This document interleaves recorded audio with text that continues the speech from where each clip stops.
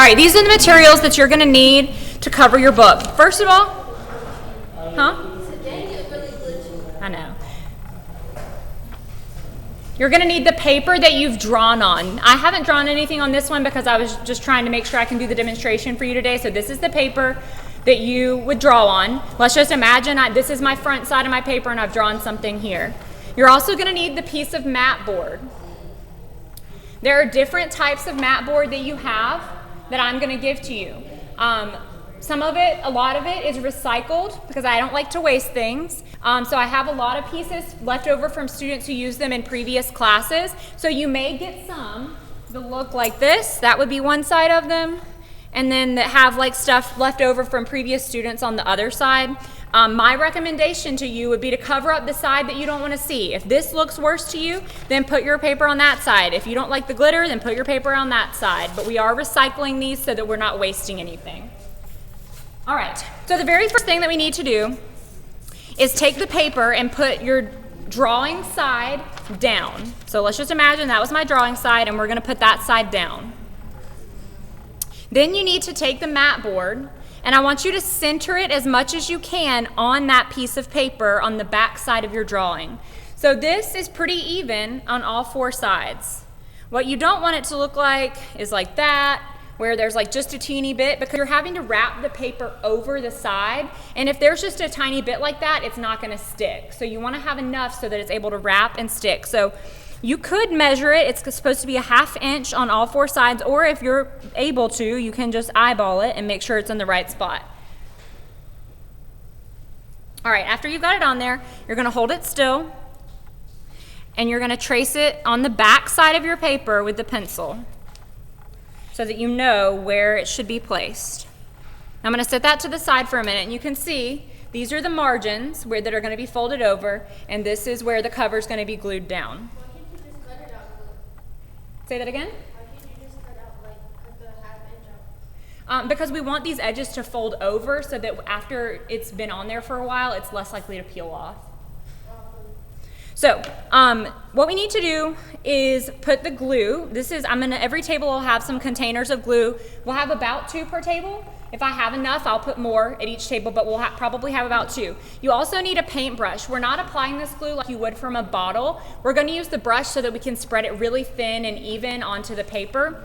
This is a good size brush. It's kind of a medium size. This is bad. It's teeny tiny. It would take forever to spread the glue onto your paper using a brush this size. So you really want to go for one of the bigger paint brushes. They're located at the front of the room over there next to the scissors on the front table. So I'm going to go ahead and I'm going to dip my brush in my glue and start applying it. You don't need to apply it to every single inch. You want to focus on the edges of your paper and you want to spread the glue really thin, or the edges of where it's going to touch. You want to try not to get it on the margins yet. So I'm going to skip a little row and apply the glue. I don't want it to be, I want to spread it out really thin.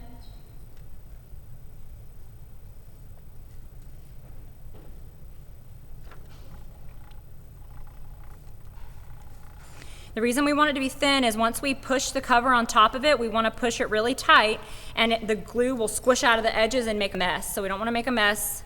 I'm going to add a little bit on these edges next to the margins, not on them. All right. So now I'm going to take my mat board, and I'm going to try to place it exactly where I traced it inside those lines. Once you've put it down, try not to pick it back up. Once it's touched, the glue's already started adhering and you don't want to pull it back up. Once your paper's wet with glue, it tears a lot easier. So if you try to pull it back up, there's a really good chance it'll tear your paper. So be careful not to pull it up. Apply pressure and then flip it because you're going to have some wrinkles. What we want to do is try with our finger while the glue's still wet, before we do anything else, push out some of those wrinkles. And we're going to have a few. It's okay to have some, but we want to try as best we can to push out wrinkles so there's not any major ones. All right.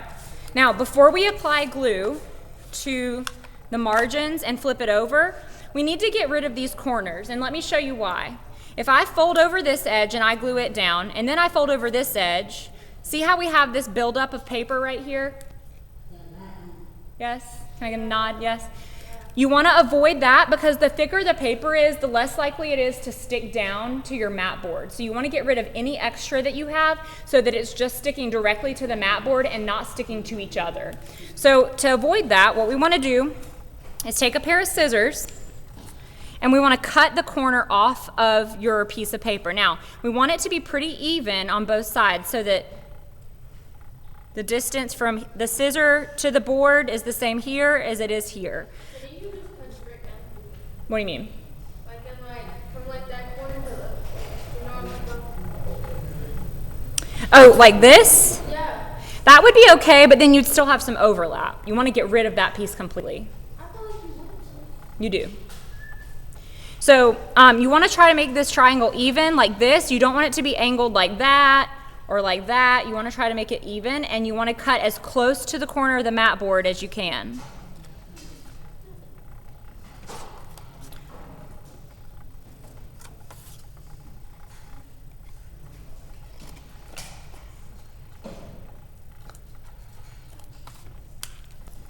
What you need? Okay, will you sit down until we're finished? All right, so now what we want to do is apply the glue to the remaining paper. We don't want to put the glue on the mat board because it's kind of hard to guess like how far out to apply it. We just want to put it on the paper so that the paper will stick and there won't be extra glue. So again, we want to make sure we spread it pretty thin, and we're going to do one edge at a time. We don't want to do all 4 edges and then try to fold them because the glue on your first edge will have already started to dry. So just one at a time, all the way across on the paper. And then when we pull it over, we want to pull from the bottom of that piece and fold it over as tight as we can, kind of pulling on it after you've layered it and then smoothing it out. And I'm also going to apply pressure to this edge right here. Make sure it's stuck really well there. And flip it and move on to the next one. Spreading the glue pretty thin on every single part of the lip on this paper.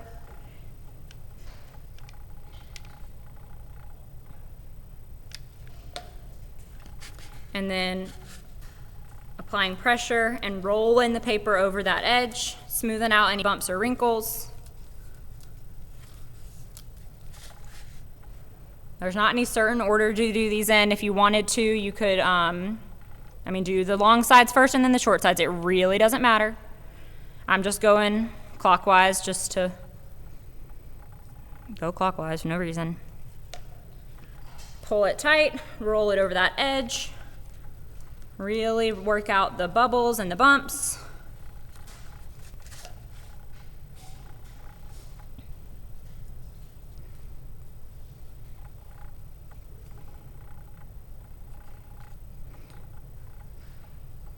So you see when you're finished that you see the back side of this mat board. This white is visible, so be sure that whatever's face up, you're okay with seeing that as the inside of your book.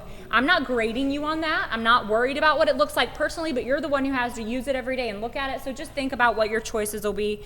And that's it. So you can see real clean, hard edge there. And again, the purpose of having it fold over is so that that paper is less likely to get caught on stuff and get pulled up and tear off as we work with it throughout the semester. All right, the last and almost most important thing about this is your paintbrush. It has to be washed out really, really thoroughly. When you put this under the water with the glue on it and you rub it with your fingers to try to clean all the glue off, you'll feel the glue. It's kind of slimy when it's under the water.